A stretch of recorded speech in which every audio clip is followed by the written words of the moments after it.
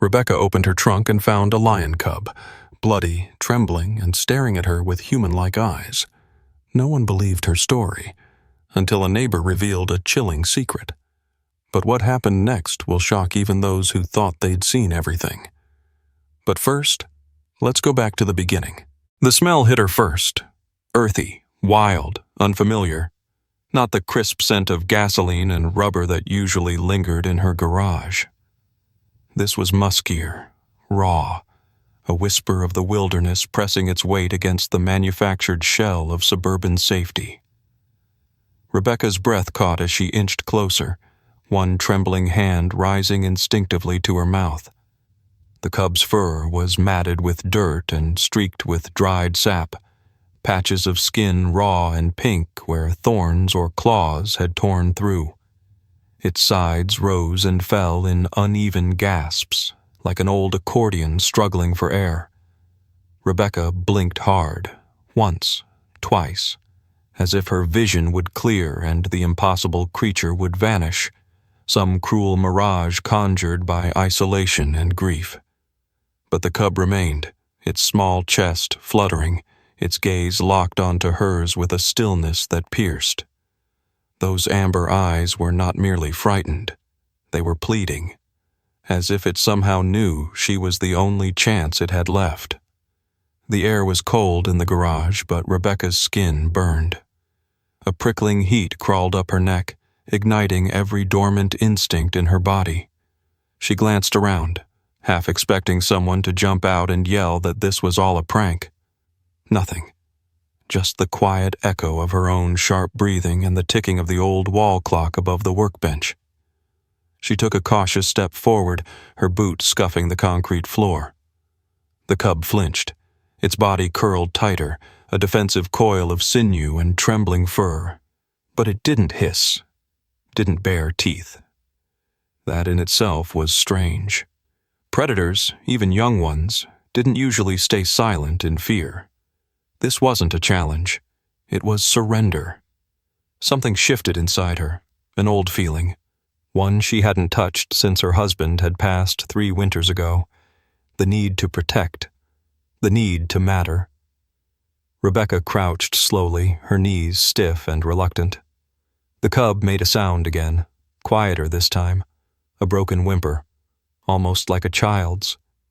She reached toward it, her fingers trembling just inches from the dirty fur, then paused. There were scratches along its flank, and a shallow wound behind the ear crusted with blood. It wasn't just lost. It was hurt. How had it gotten here? Who could have done this?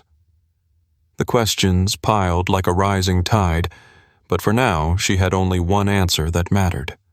It needed her. The living room was cold, not from the morning air creeping through the windows, but from the unspoken accusation hanging heavy in the silence. Rebecca sat stiffly on the edge of her armchair, her palms red from wringing. Across from her, Sheriff Madsen and Deputy Lowe scribbled in their notepads, their boots still dusted with hay from the barn they'd inspected. The sound of their pens scratching paper was louder than it should have been, like thorns dragged across dry bark. "So, just to be clear," Madsen said, lifting his head with the clinical squint of a man too tired to be surprised anymore. "You didn't hear anything last night? No banging, no doors opening, no animals crying out?" Rebecca's eyes flared. "I told you already. Nothing. I went to bed at 10, like always. I don't sleep through wild animals in my garage." Lowe glanced up from his notes.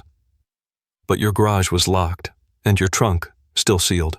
No signs of forced entry. And yet, a lion cub?" The words sounded ludicrous, even spoken aloud by an officer of the law. She had thought the same thing when she first saw it, but she hadn't imagined it. It had been real. Still is, she reminded herself, though the cub was now with the animal control unit, receiving medical attention. "I don't have keys to any exotic animal networks," she snapped. "You think I stuffed it in myself just for fun?" The men exchanged a look, not a nod, not a smirk, but that subtle, insidious shift people make when they start fitting you into the wrong puzzle. Suspicion doesn't need evidence. It just needs a crack to seep through. By the time they left, her house felt contaminated by disbelief. Her body, still shaking from the morning's discovery, now trembled from something colder: rage. Being called a liar was bad enough, but being treated like a criminal while that poor animal bled in her trunk? She stood by the window, watching the last patrol car ease down the gravel driveway, when a soft knock echoed from her porch. It was Tyler, the neighbor boy, 14, maybe 15. All elbows and nervous energy, holding a skateboard by one frayed wheel. His voice wavered as he spoke. "I think I saw something last night." And with that, the story shifted. The disbelief of lawmen gave way to the murky outlines of something darker, something done in the shadows. A van. No plates. A figure lifting something heavy and silent near her home. Suddenly, it wasn't just a mystery, it was personal. The news came not with a press conference or a dramatic raid on the evening news, but in a phone call. Short, clinical, delivered with the bureaucratic detachment of a man who had said the same thing too many times before. "We've confirmed your vehicle was used without your knowledge. We've identified a smuggling operation using private citizens as decoys." Rebecca stood in her kitchen, the receiver trembling in her grip, the hum of the refrigerator the only sound anchoring her to the present. Her breath caught in her chest like a fist. The voice continued, dry as sandpaper.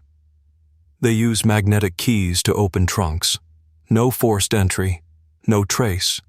Animals are placed inside for transport through towns like yours, places with no checkpoints, no cameras." The words blurred together. Wildlife smuggling, endangered species, international implications. But one phrase echoed louder than the rest. They used her. The fury crept in slowly at first, a tide turning beneath still water. Her knuckles whitened around the edge of the countertop. They hadn't just exploited her kindness or her predictable routine. They had turned her into a vessel for cruelty, made her part of a chain that began with capture and ended in cages, labs, or death, and they'd done it without a sound. And Ember. The cub had been collateral. A breathing, bleeding decoy. The memory of his frail body, curled into itself beside the spare tire, returned with painful clarity. His ribs visible beneath grimy fur, the tremor in his limbs, the silence in his suffering. When she visited the animal shelter later that day, Ember was curled beneath a heat lamp in a sanitized enclosure, his small frame wrapped in a soft fleece blanket. Bandages covered the worst of the wounds, deep bite marks along his flank, likely from older cubs or adult lions he'd been penned with. Dull scabs along his back hinted at repeated handling. Nets, crates, manacles. His ear had a notch missing, as if torn in panic. The vet, a woman with kind eyes and a voice too soft for the horrors she described, said plainly, "Another 12 hours in that trunk, and he would have gone into organ failure. You saved him." But Rebecca shook her head, eyes locked on the cub. "No," she said. "I didn't save him. I found him." Her voice cracked like glass under pressure.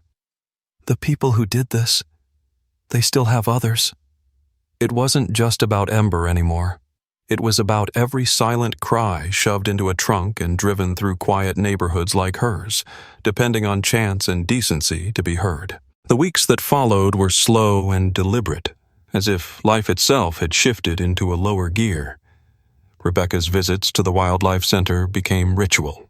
Every Thursday at 10, rain or shine. The first time she walked in, Ember was still too weak to rise.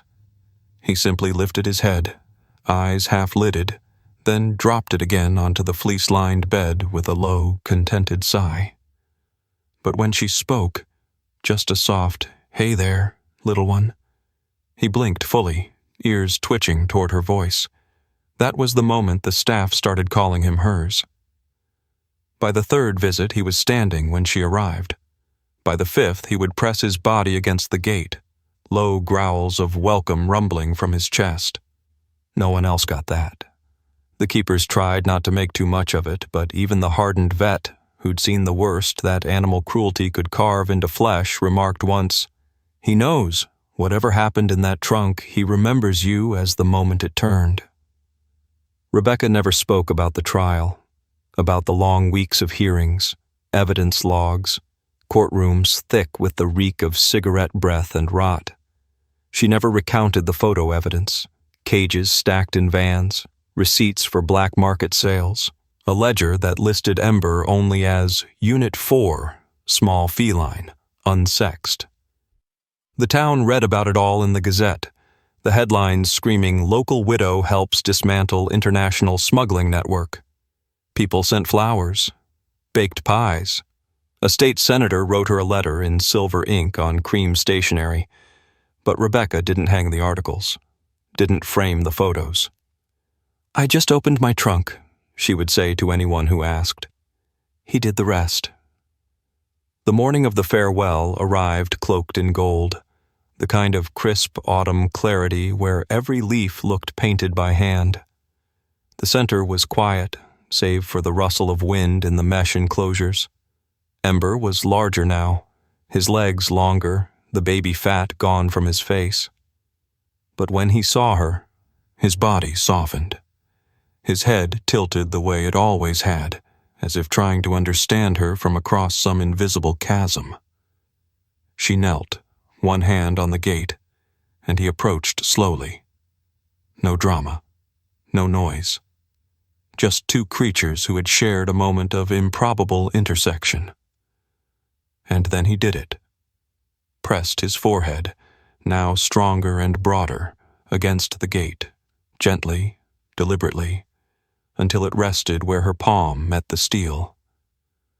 Rebecca broke. Tears she didn't know she still had streamed down her cheeks in silence. The kind of grief that wasn't about sadness, but release. The first time she had cried since placing her husband's urn beneath the old maple in the backyard. That night, as she stepped into her garage and reached to close the trunk, her fingers lingered on the edge. There was no sound, no movement. But she smiled anyway. For the first time in years, the silence didn't echo. It resonated.